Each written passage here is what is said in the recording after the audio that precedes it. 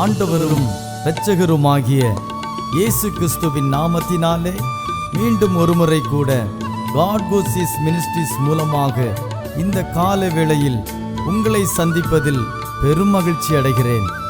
ஆண்டவருடைய பெரிதான கிருபையினாலே 6 மாதங்களை கடந்து 7வது மாதத்தினை காண செய்த தேவனுக்கு கோடான கோடி ஸ்தோத்திரமும் கனமும் மகிமையும் உண்டாவதாக. கடந்த நாட்களிலே தேவனாகிய கர்த்தர் நாம் அனுபவித்த பாடுகளை அறிந்திருக்கிறார். அதை தாங்க பலனையும் தந்திருக்கிறார். அதனால் உண்டான மகிமையையும் மேன்மையையும் வரப்போகிற நாட்களில் நமக்கு நிச்சயமாக உண்டாக போகிறது. நம்முடைய சூழ்நிலைகள், தனிப்பட்ட வாழ்க்கையில் இருக்கிற நெருக்கங்கள் ஒரு விதத்தில் அழுத்தி கொண்டிருக்கலாம். ஆனாலும் தேவனுடைய வார்த்தை சொல்லுகிறபடியே கர்த்தர் ஏற்ற காலத்தை வைத்திருக்கிறார். அந்த ஏற்ற காலத்தை இந்த நாட்களிலே நாம் நிச்சயம் காணப்போகிறோம். என்னோடு சேர்ந்து தேவனை நம்பி அவருடைய நாமத்தினாலே காத்திருங்கள். நிச்சயம் வெற்றி சிறப்போம். கர்த்தருடைய முழுமையான ஆசீர்வாதங்களை பரிபூர்ணமாக பெற்றுக்கொள்ள நீங்கள் ஆயத்தமுள்ளவர்களாக இருப்பீர்கள் என்று விசுவாசிக்கிறேன். கர்த்தர் தாமே இந்த மாதத்திலே நம்மையும் நம் குடும்பத்தினரையும் வெற்றி சிறக்க செய்வாராக. ஆமென்.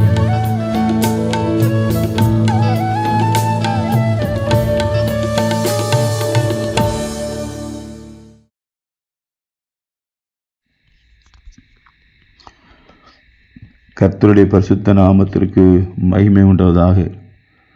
கிறிஸ்துவுக்குள் மிகவும் பிரியமானவர்களே, நமது ஆண்டவரும் கர்த்தரும் இரட்சகரும் ஆகிய இயேசு கிறிஸ்துவின் பரிசுத்த நாமத்தில் உங்கள் அனைவரையும் வாழ்த்துகிறேன். இந்த நாளிலும் நாம் அனைவரும் இந்த வசன தியான பகுதியில் இணைந்திருக்கும்படியாய் நம் அனைவருக்கும் ஜீவன் சுகம் பலன் தந்த தேவனை நன்றியோடு ஸ்தோத்திரிக்கிறேன். தேவ கிருபையினால் இந்த வருஷத்திலும் பாதி நாட்களை கடந்து 7வது மாதத்தில் பிரவேசித்து விட்டோம். நம் தேவனுக்கே மகிமை உண்டாவதாக. இந்த தியானத்திற்காக தெரிந்து கொள்ளப்பட்ட வசனம் 2 நாளாகமம் 17ஆம் அதிகாரம் 6ஆம் வசனம். வாசிக்கிறேன், கேளுங்கள். கர்த்தருடைய வழிகளில் அவன் இருதயம் உற்சாகம் கொண்டது. அவன் மேடுகளையும் விக்கிரத்தோப்புகளையும் யூதாவை விட்டகற்றினான்.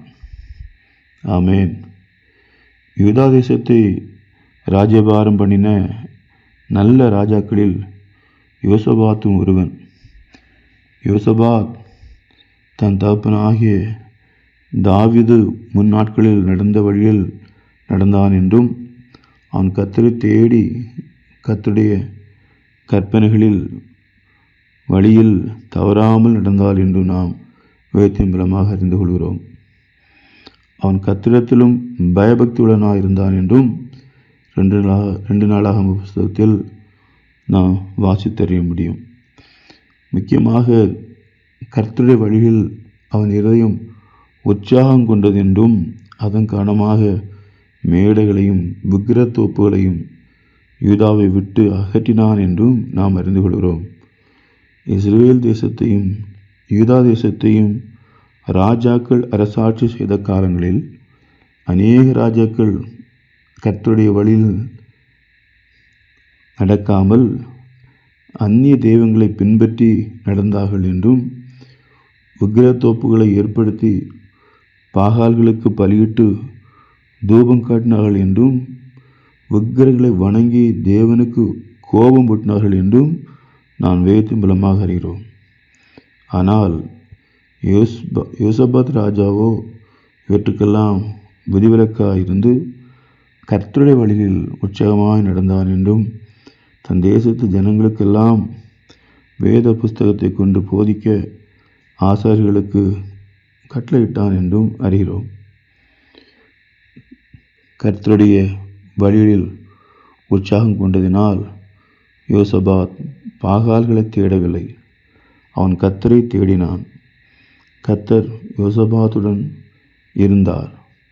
அவன் கர்த்தருடைய வழிகளில் நடந்தது மட்டுமல்ல, தன் தேசத்து ஜனங்களும் கர்த்தருடைய வழியில் நடக்க அவர்களுக்கு ஆசாரியர்களை கொண்டு உபதேசித்தான். அவன் கர்த்தரை நேசித்து விசுவாசித்து உற்சாகமாய் செயல்பட்டான் என பார்க்கிறோம். எந்த ஒரு காரியத்தையும் செய்வதற்கு நமக்கு உற்சாகம் தேவை.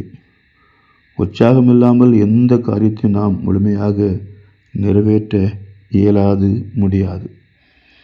உற்சாகத்தை இழந்தோ அல்லது உற்சாகம் இல்லாமலோ நாம் எந்த ஒரு காரியத்தையும் செயலாற்ற முடியாமல் போகும்போது நமக்கு மிகுந்த இழப்பு ஏற்படுவதை நாம் அறிய முடியும். ஒரு சம்பவத்தை உங்களுக்கு நினைப்பூட்ட விரும்புகிறேன்.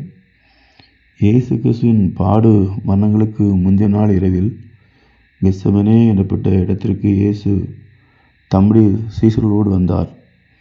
அவர் தம்முடைய சீசர்களை நோக்கி, நான் ஜெபம் பண்ணுமளவும் இங்கே உட்கார்ந்திருங்கள் என்று சொல்லி பேதுரையும் யாக்கோபையும் யோவானையும் தம்மோடே கூட்டிக் கொண்டு போய் திகிலடையவும் மிகவும் வியாகுலப்படவும் தொடங்கினார். அப்பொழுது அவர், என் ஆத்மா மரணத்துக்கு ஏதுவான துக்கம் கொண்டிருக்கிறது, நீங்கள் இங்கே தங்கி என்னுடைய கூட விழித்திருங்கள் என்று சொல்லி சற்று அப்புறம் போய் முகங்குப்புற விழுந்து, என் பிதாவே, இந்த பாத்திரம் என்னை விட்டு நீங்க கூடுமானால் நீங்கபடி செய்யும், ஆகிலும் என் சித்தத்தின்படி அல்ல, உம்முடைய சித்தத்தின்படியே ஆக்கிடவது என்று ஜெபம் பண்ணினார். பின்பு அவர் சீசரிடத்தில் வந்து அவள் நித்திரை பண்ணுகிறதைக் கண்டு பேதுரை நோக்கி, நீங்கள் 1 மணி நேரமாவது என்னோட விழித்திருக்கக்கூடாதா? நீங்கள் சோதனைக்கு உட்படாதபடிக்கு விழித்திருந்து ஜெபம் பண்ணுங்கள். ஆவி உற்சாகம் உள்ளதுதான், மாம்சமோ பலவீனம் உள்ளது என்றார் என்று வேதத்தில் வாசிக்கிறோம். இயேசு சீசர்களுக்கு சொல்லும்போது ஆவி உற்சாகம் உள்ளது, மாம்சம் பலவீனம் உள்ளது என்ற ஒரு சத்தியத்தை வெளிப்படுத்துகிறார். ஆமென். நமது ஆவி உற்சாகமாக இருந்தாலும் நமது மாம்சத்தில் உள்ள பலவீனத்தினால் நாம் செய்ய வேண்டும் என்று இருக்கிற அநேக காரியங்களை செய்யாமல் விட்டுவிடுகிறோம். சரீரத்தில் வருகிற பலவீனங்களை மேற்கொண்டு உற்சாகமாக நாம் செயலாற்றும்படிதான் நாம் விழித்திருந்து ஜெபிக்க வேண்டும் என்ற சத்தியத்தை சீசர்களுக்கு கற்றுக் கொடுத்தார். கர்த்தருக்கு காத்திருக்கவர்கள் புது பலன் அடைந்து கலைகளைப் போல சற்றலை எடுத்து எழும்பார்கள் என்று ஏசாயா தீர்க்கதரிசியின் புஸ்தகம் 40ஆம் அதிகாரத்தில் வாசிக்கிறோம். நம் ஆவி உற்சாகமாக இருப்பதினால் நாம் உற்சாகமாய் செயல்பட முடியும், உற்சாகமாக ஜெபிக்க முடியும். நாம் ஜெபிக்கும்போது புது பலனை பெற்றுக்கொள்கிறோம். நமது மாம்சத்தில் இருக்கிற பலவீனங்களை நமது ஆவியில் இருக்கிற உற்சாகத்தால் அதை மேற்கொள்ள முடியும். இயேசு கிறிஸ்துவும் சிலுவையின் பாடு மரணங்களை சகிப்பதற்கான பலனை கெத்செமனே தோட்டத்தில் பிதாவோடு கூட இருந்து ஜெபித்து அதை பெற்றார் என்பதை நாம் வேதத்தின் மூலமாக அறிகிறோம். எனவே நமது மாம்சத்தில் பலவீனங்களை நம் ஆவில் உள்ள உற்சாகத்தால் முறியடித்து ஜெயமாக முன்னேறி செல்வோம். மேலும் சங்கீதம் 51ஆம் அதிகாரம் 12ஆம் வசனத்தில் சங்கீதக்காரனாகிய தாவீது தேவனை நோக்கி ஜெபிக்கும்போது, உமது இரட்சணியத்தின் சந்தோஷத்தை திரும்பவும் எனக்கு தந்து உற்சாகமான ஆவி என்னை தாங்கும்படி செய்யும் என்று முறையிடுவதை நாம் அறிகிறோம். தாவீது பத்சேபாவிடத்தில் பாவத்துக்குட்பட்ட பின்பு நாத்தான் தீர்க்கதரிசி அவனிடத்தில் வந்து அவன் பாவத்தை அவனுக்கு உணர்த்தின போது அவன் மீறி செய்த பாவத்தை உணர்ந்து தேவனிடத்தில் அவைகளை அறிக்கை செய்து மன்னிப்பு கோரும்போது அவன் பண்ணின ஒரு ஜெப அறிக்கையை தான் வாசிக்க கேட்டோம். குறிப்பாக உமது இரட்சணியத்தின் சந்தோஷத்தை திரும்பவும் எனக்கு தந்து உற்சாகமான ஆவியனை தாங்கும்படி செய்யும் என்று அவன் ஜெயிப்பதற்கு காரணம், பத்சேபாவிடத்தில் பாவத்துக்குட்பட்டதினால் தன்னிடம் ஏற்கனவே இருந்த இரட்சிப்பின் சந்தோஷத்தை அவன் இழந்திருந்தான். இரட்சணியத்தின் சந்தோஷத்தை இழந்திருந்தனால் தேவனுடைய காரியங்களில் உற்சாகமாய் ஸ்தோத்திரம் செயல்பட முடியாதபடி அதை இழந்திருந்தான். அவனுடைய மகிழ்ச்சியும் சந்தோஷமும் அவனை விட்டு நீங்கி போயிருந்தது. அவனுடைய சமாதானம் அவனை விட்டு நீங்கி போய்விட்டது. பாவத்தில் விழுந்து போன தாவீதினால் தலை நிமிர்ந்து வாழ முடியவில்லை. அவனுடைய பாவத்தின் நிமித்தமாய் உற்சாகத்தை இழந்து சோர்ந்து போயிருக்கிறான். அதன் காரணமாக தன்னுடைய பாவங்களை மறைக்காமல் தேவனிடத்தில் அறிக்கை செய்து தேவனுடைய இரக்கங்களுக்காக பாவமன்னிப்புக்காக ஜெபித்தது மட்டுமல்லாமல் உற்சாகமான ஆவி திரும்பவும் என்னை நிரப்ப வேண்டும் என்று தேவனிடத்தில் ஜெபித்து அதை பெற்றுக்கொள்கிறான். இரட்சிப்பின் அனுபவங்களை பெற்று வாழும் தேவஜனங்கள் மிகவும் ஜாக்கிரதையுடன் நம் ஆவிக்குரிய ஜீவத்தை காத்துக்கொள்ள வேண்டும். தேவ கற்பனைகளை மீறி பாவம் செய்யும்போது தாவீது இழந்தது போல நாமும் இரட்சணியத்தின் சந்தோஷத்தை இழப்பது மட்டுமல்ல, நமது உற்சாகமான ஆவியும் இழந்து ஆவிக்குரிய ஜீவத்தில் எதையும் செய்ய முடியாத நிலைக்கு தள்ளப்படுவோம். எனவே மிகவும் ஜாக்கிரதையாக இருந்து நாம் இரட்சிப்பின் சந்தோஷத்தை தக்க வைத்துக் கொள்வோம். அடுத்ததாக யாத்திராகமம் 25ஆம் அதிகாரம் 1-2 வசனங்களை வாசிக்கும்போது, கர்த்தர் மோசேயை நோக்கி, இஸ்ரவேல் புத்திரர் எனக்கு காணிக்கைகளை கொண்டு வரும்படி அவர்களுக்கு சொல்லு. மனப்பூர்வமாய் உற்சாகத்துடன் கொடுப்பவன் எவனோ அவனிடத்தில் எனக்கு காணிக்கை வாங்குவதாக என்றார். ஆமேன். தமது ஜனங்கள் கர்த்தருக்கு காணிக்கையை கொண்டு வரும்போது உற்சாகமாக காணிக்கையை கொண்டு வருவதை தேவன் விரும்புகிறார். எனவே நாம் கட்டாயமாக அல்ல, வசனத்துடனும் அல்ல, உற்சாகமான மனதோடும் முழுவத்தோடும் காணிக்கையை கொடுக்க வேண்டும். 2 கொரிந்தியர் 9ஆம் அதிகாரம் 7ஆம் வசனத்தில் உற்சாகமாக கொடுக்குமிடம் தேவன் பிரியமாய்க்கிறார் என்று எழுதப்பட்டிருப்பதை நாம் வாசிக்க முடியும். பாபிலோன் ராஜாவாகிய நேபுகாத்நேச்சார் இடித்து நாசம் பண்ணின எருசலேம் தேவாலயத்தை மறுபடியும் கட்டி எழுப்ப பெர்சியாவின் ராஜாவாகிய கோரசின் ஆவியை தேவன் ஏவினால் எஸ்ராவும் அவனது சகாக்களும் இடிந்து கிடந்த தேவாலயத்தை கட்டி எழுப்ப எருசலேமுக்கு வந்தார்கள். அப்பொழுது வம்சங்களின் தலைவரில் சிலர் எருசலேமில் உள்ள கர்த்தருடைய ஆலயத்துக்கு வந்தபோது தேவனுடைய ஆலயத்தை அதன் ஸ்தானத்திலே எடுப்பிக்கும்படிக்கு அதற்காக மன உற்சாகமாய் காணிக்கைகளை கொடுத்தார்கள் என்று எஸ்ராவின் புஸ்தகம் 2ஆம் அதிகாரம் 68ஆம் வசனத்தில் வாசிக்கிறோம். கர்த்தருக்காக கொடுத்தவங்க, செயல்பட்டவங்க, ஊழியம் செய்தவங்க எல்லோருமே உற்சாகமாகத்தான் அவர்களை செய்தார்கள் என்று நாம் வேத்து மூலமாக அறிந்து கொள்கிறோம். சங்கீதம் 54ஆம் அதிகாரம் 6ஆம் வசனத்தில் உற்சாகத்துடன் நான் உமக்கு பலியிடுவேன் கர்த்தாவே என்று தாவீது கூறுவதை நாம் பார்க்கிறோம். ஸ்தோத்திரம். அசதிகள், சோர்கள் நம்மை பலவீனப்படுத்தும். ஆனால் உற்சாகமான ஆவி நம்மை பலப்படுத்தி சகலத்தையும் செய்து முடிக்க நமக்கு திராணியை கொடுக்கும். எனவே எப்பொழுதும் உற்சாகமான ஆவினால் நிரம்பி ஆண்டவருக்காக ஜெபிப்போம். எங்களை அளவில்லாமல் நேசிக்கிற அன்பின் பரலோக பிதாவே, உம்முடைய பரிசுத்த நாமத்திற்கு மகிமை உண்டாதாக. தேவரீர் உம்முடைய மேலான கிருபையினாலும் அன்பினாலும் இந்த தியான பகுதி நேரத்தை தந்ததற்காக நன்றியோடு ஸ்தோத்திரிக்கிறோம். பல நேரங்களில் பலவீன சோர்வுகளினால் நாங்கள் செயல்பட வேண்டிய காரியங்களை செயல்படுத்தாமல் ஆண்டவரே காணப்படும் ஒரு அவல நிலையை நீர் அறிகிறீர். தேவரீர் எங்களுக்கு நீர் இறங்கி உற்சாகமான ஆவியினால் எங்களை நிரப்பி நாங்கள் ஆவிக்கிற வாழ்க்கையிலே உற்சாகமாய் செயல்பட கர்த்தர் உதவி செய்கிறார். துதி கனமேமெல்லாம் உமக்கு செலுத்துகிறோம்.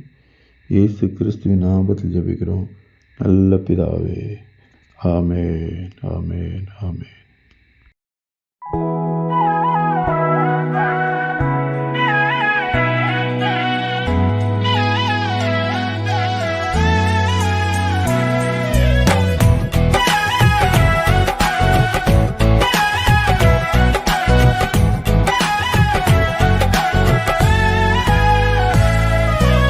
அழைத்தவரே என்றும் நடத்துவீரே, உங்க கரம் இருக்க பயம் இல்லையே.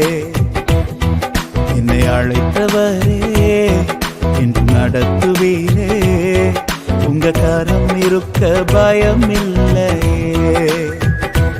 எந்த பாதையையும் தாண்டிடுவே, எந்த சூழ்நிலையும் மேற்கொள்ளுவே. எந்த பாதையையும் தாண்டிடுவே, எந்த சூழ்நிலையும் மேற்கொள்ளுவே. உங்க கரம் இருக்க பயம் இல்லையே, உங்க கரம் இருக்க பயம் இல்லையே.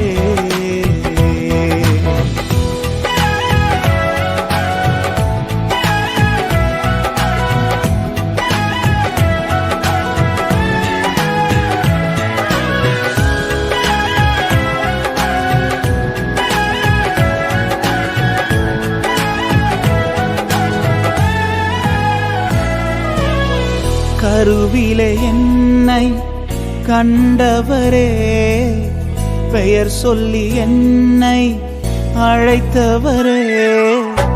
கருவிலே என்னை கண்டவரே, பெயர் சொல்லி என்னை அழைத்தவரே. நன்மைகள் எனக்காய் செய்பவரே, பழுவாமல் என்னை காத்தவரே. இனிமேலும் என்னை காப்பவரே, என்னை அழைத்தவரே என்று நடத்துவீரே, உங்க கரம் இருக்க பயம் இல்லையே.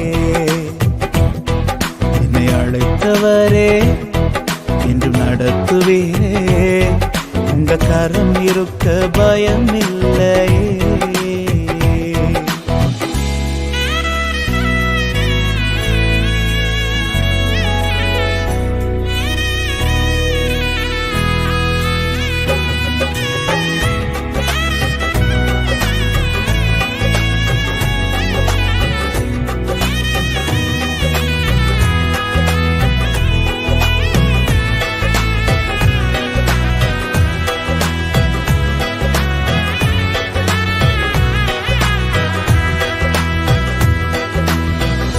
புல்லுள்ள இடங்களில் மேய்த்திடுவீர், அமர்ந்த தண்ணீர் அண்டை நடத்திடுவீர். புல்லுள்ள இடங்களில் மேய்த்திடுவீர், அமர்ந்த தண்ணீர் அண்டை நடத்திடுவீர். மரணத்தின் பள்ளத்தாக்கு சூழ்ந்திட்டாலும் வாக்கென்னும் கோலினால் பலப்படுத்தி எனக்கான நன்மையை காண செய்வீர். என்னை அழைத்தவரே என்று நடத்துவீரே, உங்க கரம் இருக்க பயம் இல்லையே. என்னை அழைத்தவரே என்று நடத்துவீரே, உங்க கரம் இருக்க பயம் இல்லையே. எந்த பாதையிலும் நான் நடப்பேன், எந்த சூழ்நிலையும் மேற்கொள்ளுவேன். எந்த பாதையிலும் நான் நடப்பேன், எந்த சூழ்நிலையும் மேற்கொள்ளுவேன். உங்க கரம் இருக்க பயம் இல்லையே, உங்க கரம் இருக்க பயம் இல்லையே.